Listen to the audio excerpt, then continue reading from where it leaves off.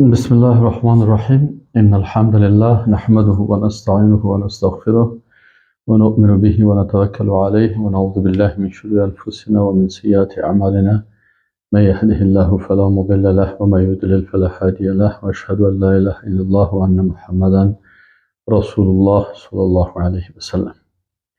دوستان عزیز، رسول الله صلی الله علیه و سلم الله سبحانه و تعالی را چگونه معرفی کرده؟ یعنی اسم رب الله سبحانه و تعالی را چه قسم معرفی کرده است؟ ما و شما میفهمیم که رسول الله صلی الله علیه و سلم رئیس موحدین هست، قائد المجاهدین هست، قائد الدعات هست. رسول الله صلی الله علیه و سلم توحید بر ما و شما تعلیم داده و عملا آنچه در توحید مهم است را بر ما و شما تشریح کرده. به این اساس خوب است که ما و شما بر رسول الله صلی الله علیه و سلم اقتدا بکنیم و موحدی که عملا در زندگی خود اساسات توحید، آن چیز را که در قرآن برش نازل شده، آنچه که در وحی خفی برش نازل شده، همه از او را به شکل نظری وقتی که درس میداد خودش ایمان داشت، عقیده داشت، او را چه قسم تطبیق میکرد در 24 ساعت زندگی خود.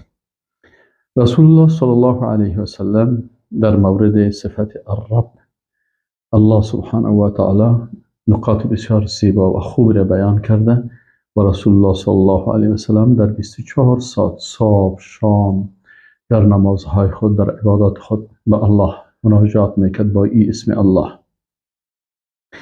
اول بسم الله الرحمن الرحیم رسول الله صلی الله علیه و سلم میگه که الرب یعنی الله که اسمش الرب هست، ذات قدرتمند است که مالک متصرف و حکم کننده در میان تمامی مخلوقات است. یعنی الله را که رب العالمین هست رب بر ما معرفی میکنه که رب ذات هست که مالک متصرف در تمام مخلوقات خود هست. امام مسلم رحمه الله در صحیح المسلم روایت میکنه عن ابی سلمة از ابی سلمة ابن عبدالرحمن ابن عوف که ای فرزند عبدالرحمن ابن عوف بود. ابی سلمة قال فرمود سألت عائشة ام المؤمنین، میگه من سوال کردم از عایشه رضی الله عنها که ام المؤمنین است، مادر تمام مؤمنان هست، مادر ما و شما هست. میگه من سوال کردم که به ای شیء کان نبی الله صلی الله علیه و سلم یفتتح صلاته اذا قام من اللیل. میگه من پرسش کردم که رسول الله صلی الله علیه و سلم وقتی که شب بر تهجد میخیستن نماز خودم امی تهجد خودم با کدام کلمات افتتاح میکرد؟ قالت میگه ام المؤمنین رضی الله عنها گفت که کان اذا قام من اللیل افتتح صلاته. میگه فرمودن که وقتی که رسول الله صلی الله علیه و سلم شب برای تهجد برمیخواستن نماز خدا آغاز میکردن با این کلمات اللهم رب جبرائیل. ببین رسول الله صلی الله علیه و سلم در سحری میخیزن، 2 بجه شب و 3 بجه شب از خواب بیدار میشه و در اینجا نماز میخوانه، الله اکبر میگه و در مقابل الله استاد میشه و درش میگه اللهم یا الله رب جبرائیل، ذاتی که تو رب جبریل علیه السلام هستی. جبریل علیه السلام چقدر بزرگ است ولی تو رب از او هستی. جبریل علیه السلام که وقت رسول الله صلی الله علیه و سلم در چهره اصلیش میگه یک مرتبه 2 مرتبه که رسول الله صلی الله علیه و سلم میگه من به چهره اصلیش دیدم، دیگه اوقات به شکل یک انسان پیش من میامد. وقتی که رسول میگه اینا در چهره اصلیش دیدم، در یک کرسی شیشته بود که پاهایش در زمین و سرش در آسمان میخورد، اینقدر بزرگ بود. سبحان الله. این حال رسول الله صلی الله علیه و سلم میگه اللهم یا الله، ای ذاتی که رب جبرائیل، تو رب جبرائیل علیه السلام هستی و میکائیل و رب میکائیل علیه السلام هستی و اسرافیل و رب اسرافیل علیه السلام هستی، یعنی خلق کننده از اینا هستی و مالک متصرف در اینا هستی، اینا را زندگی دادی، اینا را میمیرانی. یا الله فاطر السماوات والارض، ای ذاتی که تو خلق کننده آسمان ها و زمین هستی. یعنی بدون مثال سابق چی کردی؟ آسمان ها و زمین خلق کردی. عالم الغیب و شهاده، یا الله تو ذاتی که عالم تمام آنچه که غایب هست و ما او رو دیده نمیتونیم، تو عالم هستی و آگاه هستی و با خبر هستی از اونا، و آنچه که آشکارا هست ما دیده میتونیم، به همش عالم هستی. انت تحکم بین عبادک، یا الله تو ذات هستی که حکم میکنی در بین بندگان، فی ما کانوا فیه یختلفون، در آن چیزی که اختلاف میکردن. یعنی تو ذات هستی که وقتی بنده های اختلاف میکنن در بین از اونا فیصله میکنی.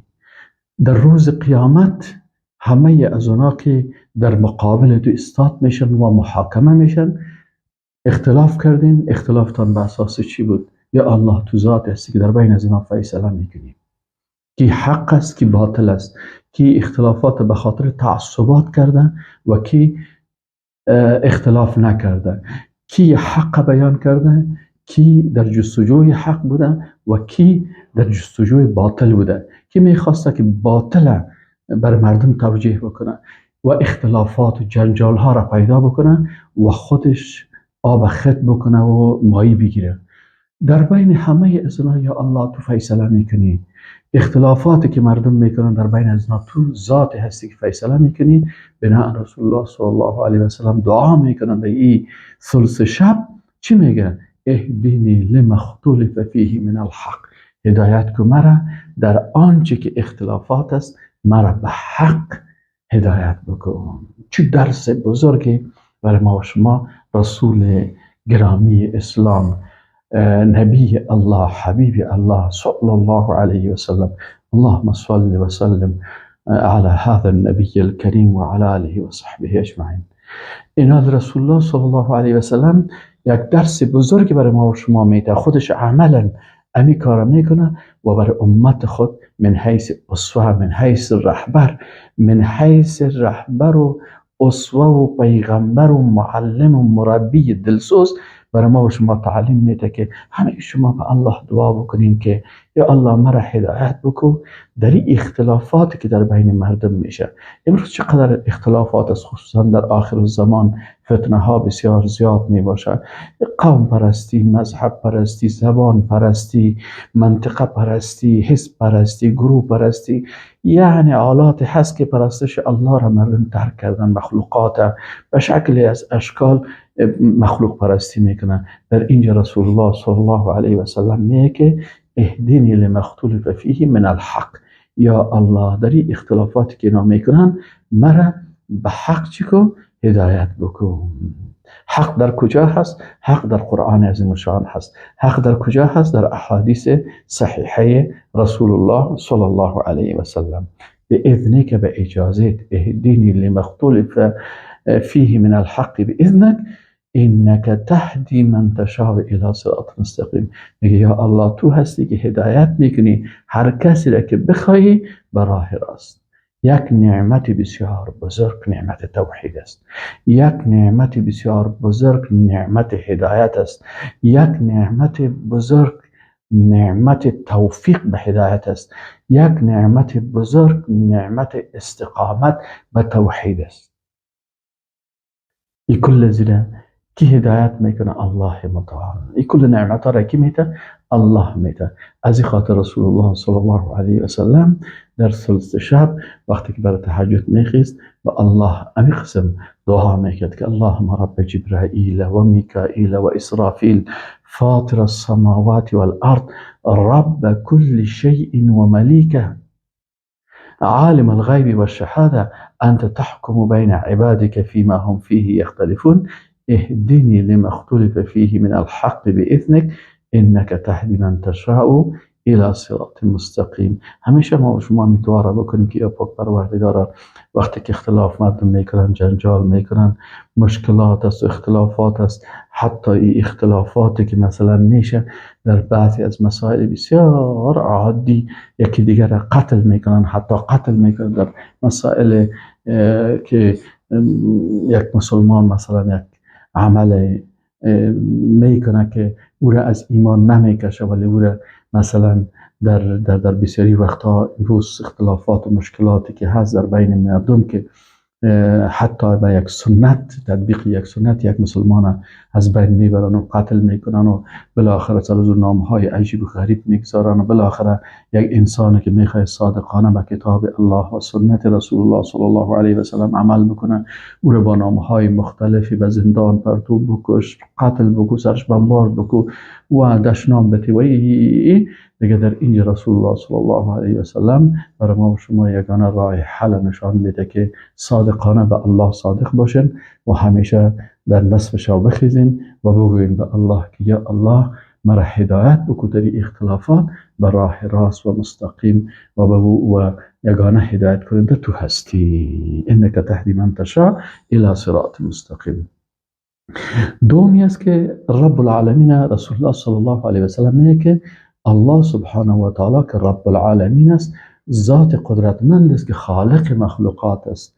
امام بخاری رحمه الله در صحیح البخاری حدیث صحیح را بیان میکنه عن شداد ابن اوس رضی الله عنه عن النبی صلی الله علیه و سلم، میگه رسول الله صلی الله علیه و سلم فرمود که سید الاستغفار، بهترین یا بزرگترین یا عالیترین استغفار چی هست؟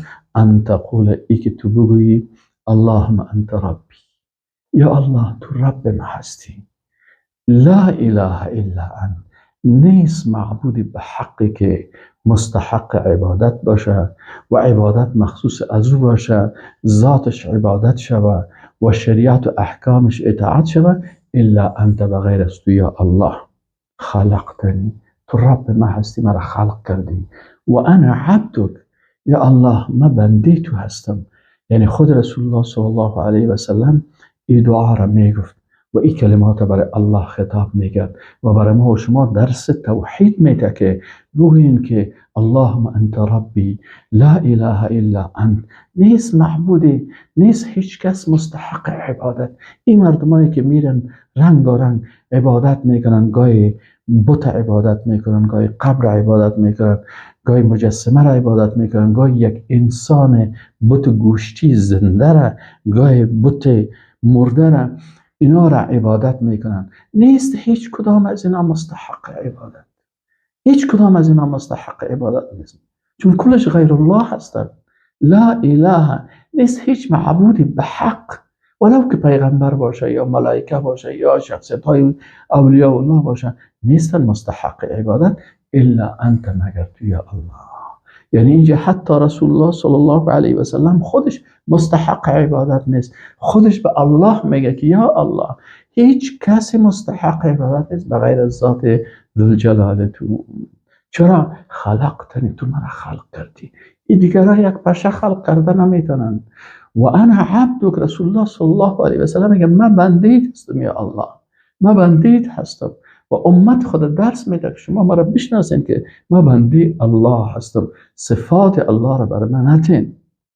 و انا على عهدك و وعدك ما استطعت، یا الله ما به عهد تو هستم، به وعدی امرای تو که عهد کردیم. وقتی یک مسلمان کلمه میخونه چی عهد میکنم؟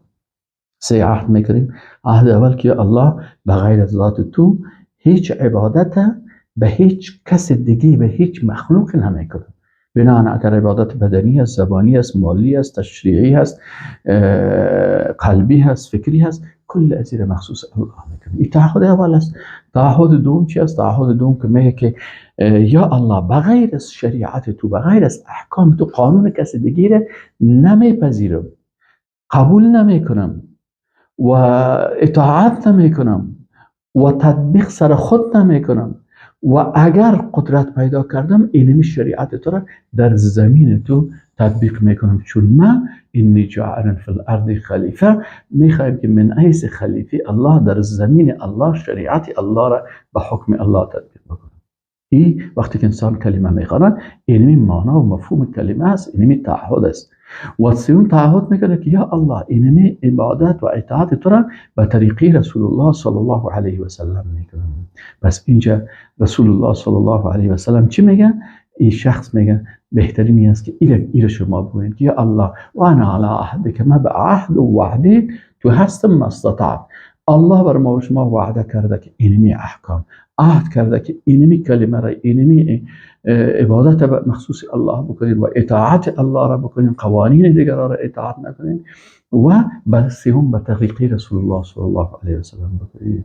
پس ایناله سه تعهد شد: عبادت مخصوص الله، اطاعت مخصوص الله، عبادت و اطاعت به طریقه رسول الله صلی الله علیه و سلم. اعوذ بک من شر ما صنعت.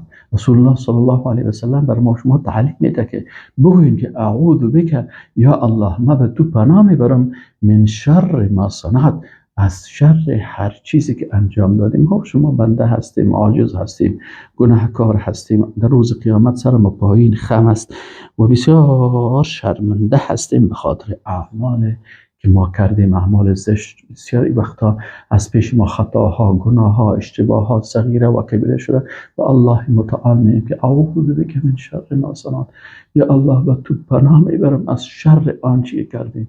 توبه میکنم، رجوع میکنم، اشتباه کردیم، غلطی کردیم، استغفرک یا الله، استغفر الله و اتوب الیه. یا الله توبه نصوح بر تو کردیم و از شر از چرا هر عمل انسان که است بر انسان ضرر میرسانه. پس از ضرر این اعمال زشت خود به تو پناه میبرم که مرا به این اعمال مؤاخذه نکنی یا رب العالمین. ابوء لک بنعمتک علی، یا الله ما به این نعمت ها تو بسیار نعمت ها بر دادی، اینقدر نعمت ها دادی و تمام از اعتراف میکنم. اگر یک نعمت تو از ما گرفته شود، ما ذلیل‌ترین مخلوق در زمین خواهد بود. تصور بکنید مثلا نعمت عقل است. اگر ما شما عقل نمی داشتیم، اگر عقل نمی داشتیم، نه لباس می پوشیدیم، نه اخلاق می داشتیم، نه خانواده می داشتیم، نه قرآن می فهمیدیم، نه سنت می فهمیدیم، نه توحید می فهمیدیم، از تمام چیزها چی می بودیم؟ بیخبر می بودیم. الله متعال بر ما شما نعمت عقل داده، شکر از این بکنیم. چشم یک نعمت از، زبان نعمت از، قلب نعمت از، تمام اعضای بدن انسان که است. و این تعودوا نعمت الله لا تحصوها. اگر شما یک نعمت الله را محاسبه بکنین، محاسبه کردن نمیتونین که از وقتی که انسان خلق شده چقدر اکسیژن ما شما گرفتیم. امی اکسیژن یک نعمت الله هست. امیره اگر از وقتی که ما و شما در بطن مادر بودیم این اکسیژن رو میگیریم تا امروز چقدر هست؟ کس حساب کردن نمیتونه. هیچ کس، بزرگترین پروفسور جهان بیارین نمیتونه محاسبه بکنه. از این خاطر میگه که ابوء لک بنعمتک علی، اعتراف میکنم به نعمتهای تو بالای خود. بسیار بر من نعمت ها دادی، شکرت میکنم. الحمدلله، الحمدلله، اللهم لك الحمد كما ينبغي لجلال وجهك وعظيم سلطانك. ابوء لك بنعمتك علی و ابوء بذنبی، و یا الله ما اعتراف میکنم به گناههای خود. واقعا به گناهکار است، واقعا بسیار اشتباهات است پیش ما شده است. فاغفر لی، پس مرا مغفرت بکن یا الله. تو ذات مهربان هستی، رحمان الرحیم هستی. فانه لا یغفر الذنوب الا انت، یا الله هیچ کس مغفرت گناه ها را نمیتونه کرده بغیر از تو. پس دست دعا و مغفرت به بارگاه تو بلند میکنم. چرا یا الله بغیر از تو کسی دیگه مغفرت کرده نمیتونه. ملائکه مغفرت کرده نمیتونه، پیغمبران مغفرت کرده نمیتونن، اولیاء الله مغفرت کرده نمیتونن، چون اینا غیر الله هستن، اینا بنده هستن، مخلوق هستن. درست است در بین مخلوقات رتبهش از ما که رتبه همهشان از ما که بلندتر است، جایشان و مکانتشان بسیار بلند است. لکن رسول الله صلی الله علیه و سلم برای ما درس میده که نه من، نه دیگه پیغمبرها و نه ملائکه و نه اولیاء الله کسی را مغفرت کردن نمیتونه. فانه، پس یقینا که لا یغفر الذنوب الا انت. ایره کی میگن؟ سید الخلق میگه. ایره کی میگن؟ رحمت للعالمین میگه. ایره کی میگه؟ رسول الله صلی الله علیه و سلم میگه. فانه لا یغفر الذنوب الا انت. اینا رسول الله صلی الله علیه و سلم برای ما و شما چی میگن؟ میگه که و من قالها من النار من النهار موقنا بها، اگر کسی اینمی الفاظ در روز بگوید و به یقین داشته باشه. سیدتون گپ بسیار درس بسیار مهم.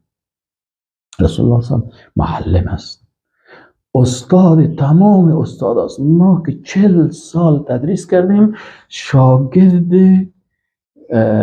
ضعیف رسول الله صلی الله علیه و سلم است. ما که رتبه های علمی پوانتونی بر ما داده شد که علیه تو پوهن یار هستی، علی پوهن مل هستی، علی پوهن دوی هستی، علی پوهن وال هستی، لکن ما در مقابل رسول الله صلی الله علیه و سلم یک شاگرد مثل شاگرد صنف اول هستیم که در مقابلش زانو میزنیم و از رسول الله صلی الله علیه و سلم چیزهایی رو یاد میگیریم که ذهن ما در کار نمیتونست بکنه. رسول الله صلی الله علیه و سلم یک درس بسیار عالی بر ما میده. چی میگه؟ و من قالها من النهار موقنا بها. فکرتان باشه کسی که اینمی کلمات گفت، اللهم انت ربي لا اله الا انت خلقتني وانا عبدك وانا على عهدك ووعدك ما استطعت اعوذ بك من شر ما صنعت ابوء لك بنعمتك علي وابوء بذنبي فاغفر لي فانه لا يغفر الذنوب الا انت. میگه اگر ایره بگویه روز در حالی که بمی کلماتی که میگه به معنا و مفهوم از یقین داشته باشه، باور داشته باشه. چی باور داشته باشه؟ باور داشته باشه که هیچ کس مستحق عبادت نیست، باور داشته باشه که هیچ کس مستحق از این نیست که قانونش اطاعت شود. بغیر از شریعت الله، بغیر از عبادت الله کس دیگه حق نیست.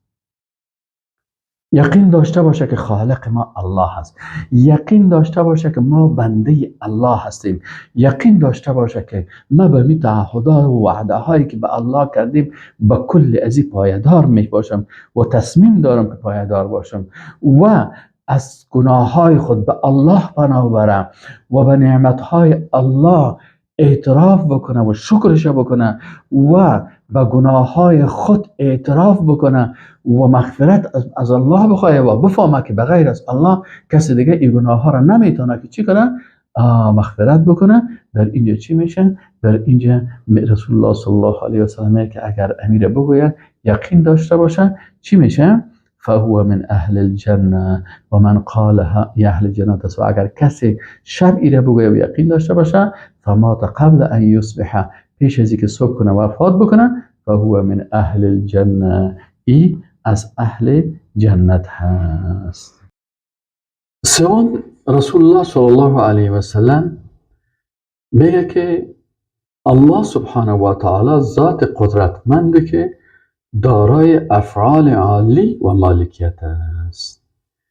امام مسلم رحمه الله روایت میکنه عن علی رضی الله عنه عن رسول الله صلی الله علیه و سلم انه كان اذا قام الى الصلاه.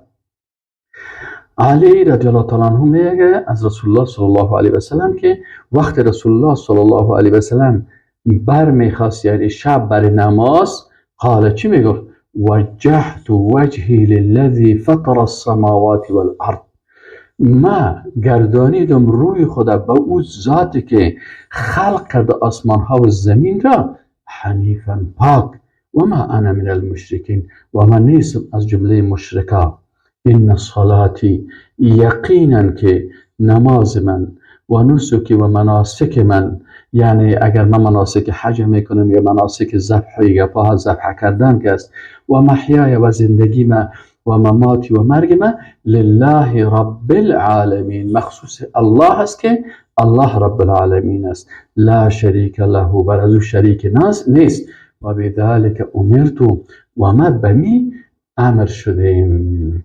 یعنی نماز ما و عبادات ما و زندگی ما و مرگ ما کلش مخصوص کی هست؟ مخصوص رب العالمین هست، الله هست، رب العالمین هست. لا شریک لهم، او ذاتی که شریک نداره، و بذلك امرت، و ما بمی امر شدیم. این قسم امر شدیم و انا من المسلمین و من از جمله مسلمان ها هستم که به الله تسلیم هستم. یعنی هر انسان مؤمن موحد باید به الله تسلیم باشه، به احکام الله تسلیم باشه. نماز خدا و مناسک خدا و زندگی خدا و مرگ خدا کلش مخصوص الله سبحانه و تعالی بدانه و بفهمه که شریکی در اینجا نیست. و بذلك امرت ان اللهم انت الملك. به الله متعال در نماز تهجد خود چی میگفت؟ اللهم یا الله انت الملك، تو مالک متصرف هستی، تو ذات هستی که مالک و حکم روای تمام کائنات هستی و تصرف در اینا میکنی، هم در دنیا هم در آخرت. لا اله الا انت، نیست معبود به حق، نیست کسی که ذاتش عبادت شود و مستحق عبادت باشه و مستحق اطاعت باشه الا انت، بغیر از تو. انت ربی، یا الله تو رب ما هستی، تو خلق کننده ما هستی. رب چی مانا؟ یا الله تو خلق کننده ما هستی، یا الله تو روزی دهنده ما هستی، یا الله تو شفا دهنده ما هستی. و اذا مرضت فهو یشفین، وقتی که من مریض شم. حتی ابراهیم علیه السلام چی میگفت؟ الله در قرآن میگه و اذا مرضت، ابراهیم علیه السلام میگفت وقتی من مریض شم، من که پیغمبر هستم، پدر پیغمبرها هستم، فرزندای پیغمبرها هست، پسران پیغمبر هستن، نواسان پیغمبرها هستن، حتی رسول الله صلی الله علیه و آله از ذریه ابراهیم علیه السلام هست.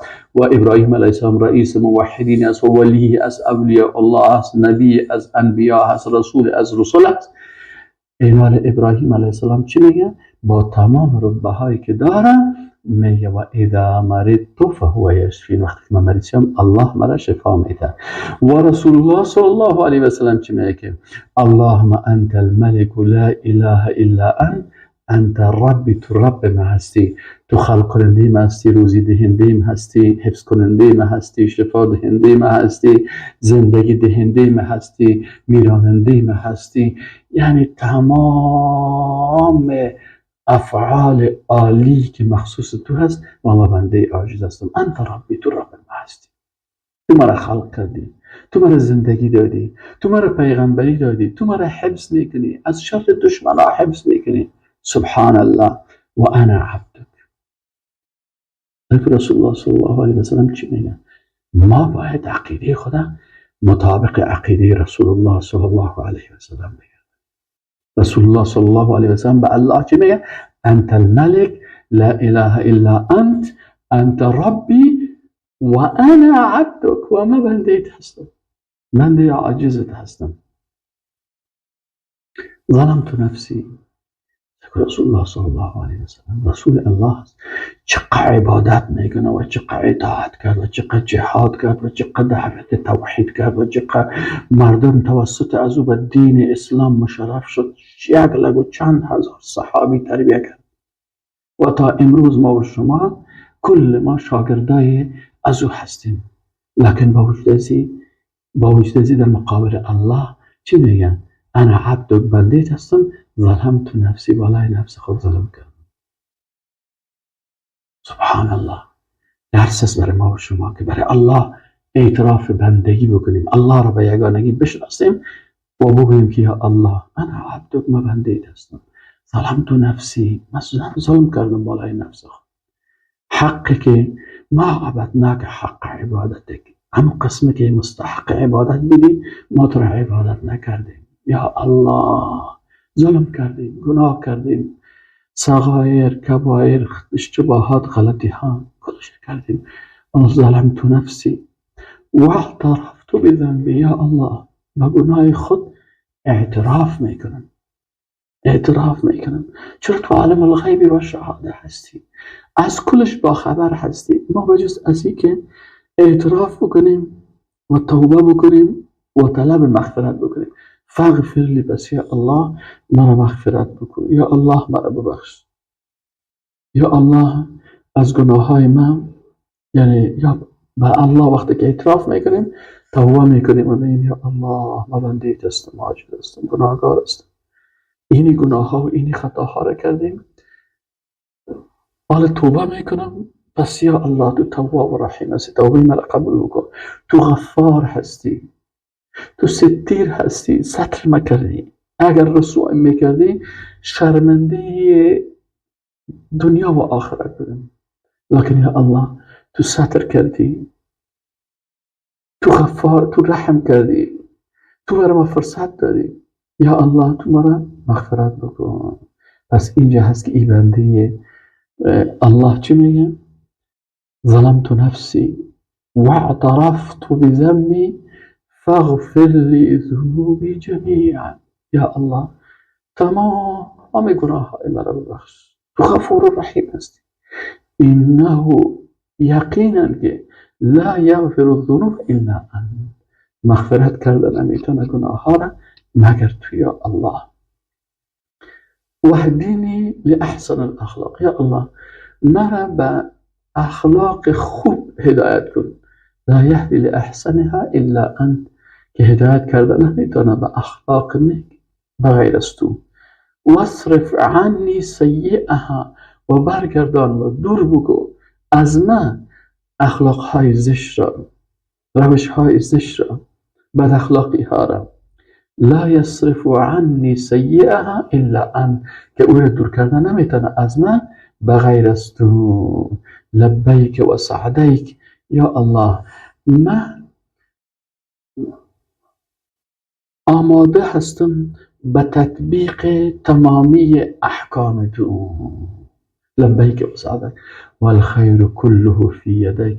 یا الله تمام خیر در تصرف توست، در دست توست. و شر لیس الیک، و شر به طرف تو نیست. انا بک و الیک، من به استعانت و کمک تو زندگی میکنم و من به سوی تو برگشت میکنم. و الیک، و به طرف تو مرجع من هست، و بالاخره وقت من میمیرم به طرف تو میایم. تبارکت و تعالیت. یا الله تو بسیار با برکت هستی و بسیار عالی مقام هستی. استغفرک و اتوب الیک. یا الله از تو طلب مغفرت میکنم و به تو توبه میکنم. این انسان مسلمان در ثلث شب بخیزه این کلمات رو برای الله بگوید و به الله اعتراف بکنه از بندگی و عاجزی خود و استغفار بکنه و توبه بکنه.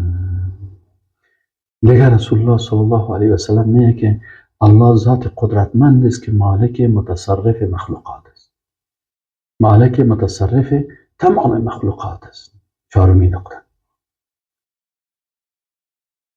امام مسلم روایت میکنه عن مطرف ابن عبدالله ابن الشخير رضی الله عنه ان عائشه نبأته، میگه ام المؤمنین عایشه صدیقه برای من خبر داد که ان رسول الله صلی الله علیه و سلم کان یقول فی رکوعه و سجوده، میگه رسول الله صلی الله علیه و سلم در رکوع و سجده خود وقتی که به الله رکوع میکرد، سر خود خم میکرد و سجده میکرد، سر خود به زمین میگذاشت، میگه سبوح قدوس رب الملائکه والروح.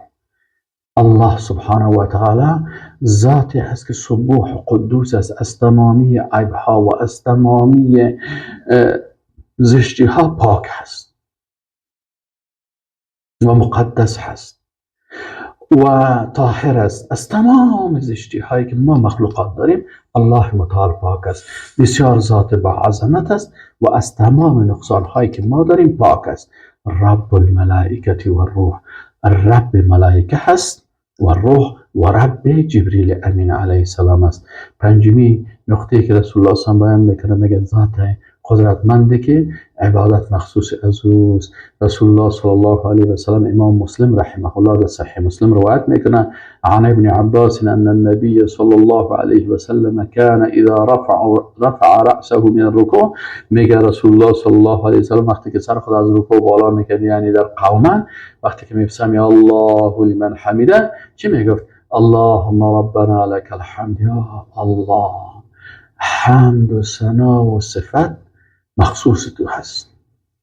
لك الحمد، الله اینجا لام برای چی است؟ برای اختصاص و استحقاق است. یا الله حمد، ثنا و صفت، تمامی نامهای عالی، تمامی صفات با عظمتی که به مقام تو شایسته هست مخصوص تو هست و مستحق از صفات عالی تو هستی.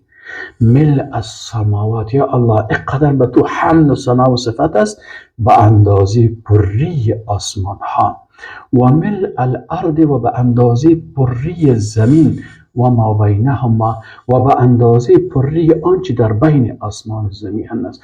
اما قدر حمد و ثنا و صفت است برای تو. و ملء ما شئت من شیء بعد، و به اندازه پری آن چیزی که بعد از آسمان و زمین دیگر جایها هست و در عرش و در لوح و به اندازه پری همه از اینا. اهل الثناء والمجد، یا الله تو اهل ثنا و مجد هستی، تو هستی که مستحق ثنا هستی، تو هستی که تمجید تو میشن. انک انت الحمید المجید، مجید یعنی مجد، بلندی و بزرگی مخصوص تو هست. لا مانع لما اعطیت، مانعت کرده نمیتونه کسی که چیزی برش تو بدی. یا الله اگر تو ایمان بدی، اگر تو عقیده درست بدی، اگر تو استقامت بدی، اگر تو رزق نصیب بکنی، اگر تو نعمت ها را بدی، هیچ کسی مانعت کرده نمیتونه. ولا معطی لما منعت، اما اگر از کسی که یا الله تو منع کردی، هیچ کسی او را چیز داده نمیتونه، هیچ مخلوق، اقدر این مخلوق رتبهش بزرگ باشه. ولا ينفع ذا الجد منك الجد، و منفعت رسانده نمیتونه الجد سرمایه و مالداری و برای انسان سرمایه داری منک از تو، یعنی این نمیتونه که چیزی که این سرمایه داره برش امی سرمایش کدام منفعت برسانه. سبحان الله. اللهم ربنا لك الحمد. برما چه خوب تعلیم میده، چه خوب درس میده. چی بگوییم؟ اللهم ربنا لك الحمد ملء السماوات و ملء الارض وما بينهما. اللهم لك الحمد ملء السماوات وملء الأرض وما بينهما وملء ما شئت من شيء بعد. أهل الثناء والمجد، يا الله أهل الثناء والمجد، لا مانع لما أعطيت ولا معطي لما منعت ولا ينفع ذا الجد منك الجد. وبأي شكل رسول الله صلى الله عليه وسلم رب العالمين برما و شما معرفی کرد. والسلام عليكم ورحمة الله وبركاته.